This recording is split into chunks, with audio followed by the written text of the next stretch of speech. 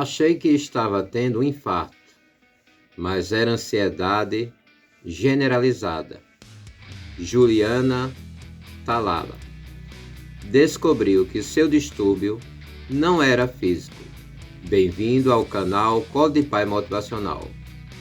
Hoje estamos com mais um vídeo sensacional, uma história de vida, falando um pouco mais sobre ansiedade. Este que vos fala é o professor Fernando Pontes. Estamos hoje com mais um relato real de ansiedade.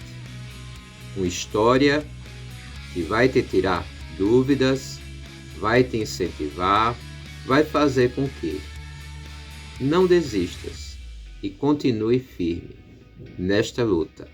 Estamos com você até o fim. Juliana Talala, 36 anos, pensou que estava tendo um infarto. Começou a sentir uma forte dor no peito, o braço esquerdo formigando e bastante falta de ar, como se estivesse sendo sufocada. Ela, que sempre gostou de morar sozinha, naquele domingo à noite teve medo. A pandemia do novo coronavírus tinha começado 2 meses antes e as ruas da capital paulista estavam vazias. Longe da família, que mora em Uberaba, interior de Minas Gerais, a redatora mediu a pressão arterial e se assustou, de tão alta que estava.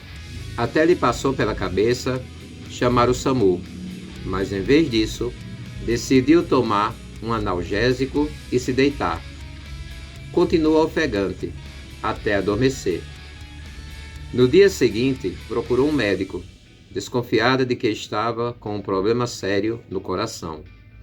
Uma clínica geral a atendeu e pediu uma pilha de exames, que não acusaram nenhuma doença física. Encaminhada para um especialista, finalmente recebeu o diagnóstico: transtorno de ansiedade generalizada. Naquele momento, muitas pessoas ao redor do mundo sofriam com a mudança brusca da rotina. Como Talala não era diferente, estava trabalhando em home office. Só saía de casa para ir à farmácia ou supermercado e tinha contato com a família e os amigos somente pelas redes sociais.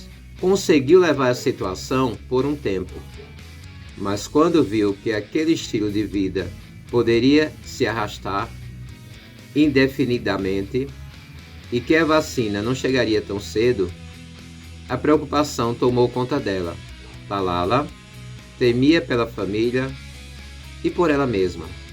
Eu entrava para as reuniões online da empresa e queria sair logo. Ninguém me entendia e eu tinha que começar tudo de novo. Quando via, já estava chorando com todo mundo ali. Lembra, incomodada, por sequer conseguir separar a vida profissional da pessoal. Começou a ter insônia, mas só prestou atenção aos sinais do corpo ao pensar que ia morrer. Pessoas que têm o transtorno de ansiedade generalizada só costumam buscar ajuda quando o sofrimento afeta demais o dia a dia. Elas vivem em um estado de preocupação e ansiedade acima do normal, que na maior parte do tempo não as deixa em paz. As crises não se instalam apenas em momentos desafiadores, como ter um problema de saúde na família, perder o emprego ou acumular contas para pagar. Podem acontecer em qualquer hora ou lugar, independentemente da situação ou da atividade desempenhada, até mesmo em eventos positivos como formatura, casamento, nascimento de um filho ou uma promoção no trabalho. Uma forma de diferenciar uma reação ansiosa normal do transtorno de ansiedade generalizada é a duração. A ansiedade generalizada é crônica, ou seja, recebe esse diagnóstico a pessoa que conviveu com ela durante, no mínimo, 6 meses. No transtorno, precisam estar presentes pelo menos 3 desses sintomas: inquietação, ou sensação de estar com os nervos à flor da pele, fadiga ou cansaço excessivo, dificuldade de concentração ou esquecimento repentino, o famoso branco, irritabilidade, tensão muscular, alterações do sono e do apetite. No início, o mal-estar pode ser leve, quase imperceptível, mas, se nada for feito, com o tempo, ele tende a se agravar. Pelo menos 18,6 milhões de brasileiros, cerca de 9% da população, sofre com algum transtorno de ansiedade, de acordo com a Organização Mundial da Saúde.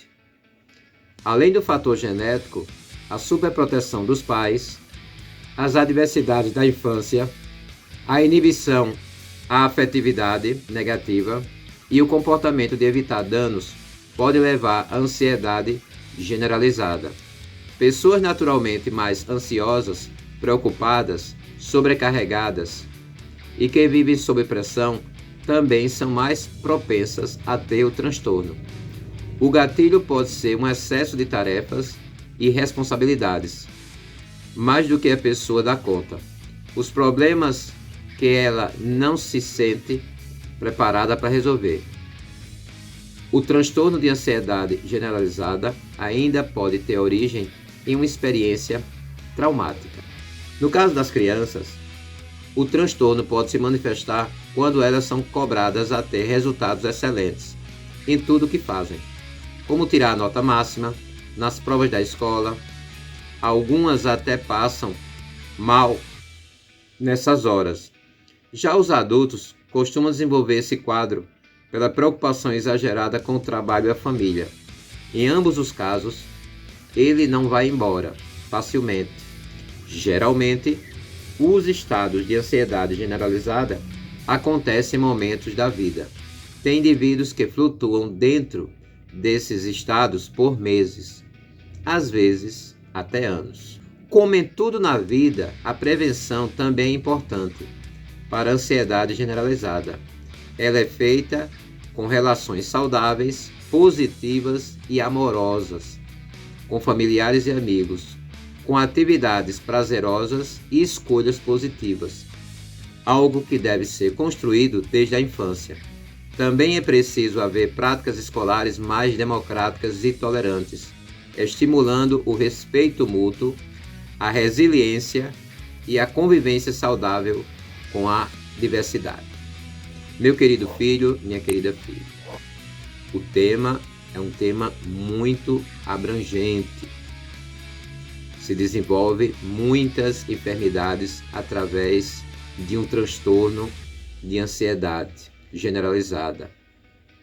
Vamos fazer outros vídeos esclarecedores que te ajudarão de alguma forma. Espero que esteja acompanhando. Dê a sua opinião, deixando aqui na área de comentários que questionamentos, que dúvidas, que tipo de vídeo podemos fazer para te ajudar. Qual é a tua dúvida? Dentro da nossa possibilidade, nós te ajudaremos com certeza. Esse é o papel do canal Colo de Pai Motivacional. Tentar te auxiliar, tentar te incentivar a continuar, jamais desistir. Deixaremos aqui a nossa playlist fantástica, incrível, História de Vida. Nessa playlist temos algumas histórias que poderão te fazer mudar de ideia. Este que vos fala é o professor Fernando Pontes. Forte abraço!